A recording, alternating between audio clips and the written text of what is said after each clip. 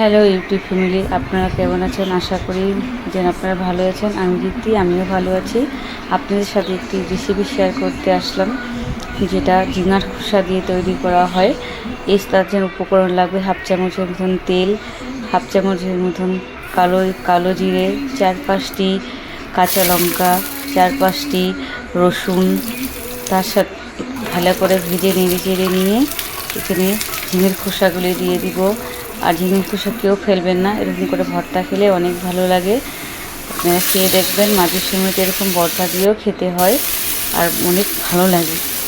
মাছ মাংস সবসময় খাওয়া যায় না, তার জন্য হাফ চামচ লবণ, হাফ চামচের মতন হলুদ গুঁড়ো ভালো করে নেড়ে চেড়ে একটু সামান্য জল দিয়ে দিব, জল দিয়ে ঢেকে দিয়ে দিব।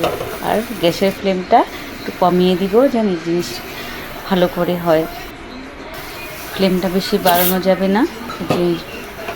তার জন্য এই ভর্তাটা খেলে যে অনেক মজা লাগে, ভালো লাগে। জ্বর সর্দি হলে যে কোনো সময় মাছ মাংস খেতে ভালো লাগে না, এরকম ভর্তা হলে অল্প ভাত খাওয়া যায়। ভালো করে নেড়ে চেড়ে মিক্সিং জারের মধ্যে পেস্ট করে নিব। এই ভিডিওটা আপনাদের দেখার জন্য অনেক অসংখ্য ধন্যবাদ। গরম গরম ভাতের সাথে পরিবেশন করুন, আপনাদের ভালো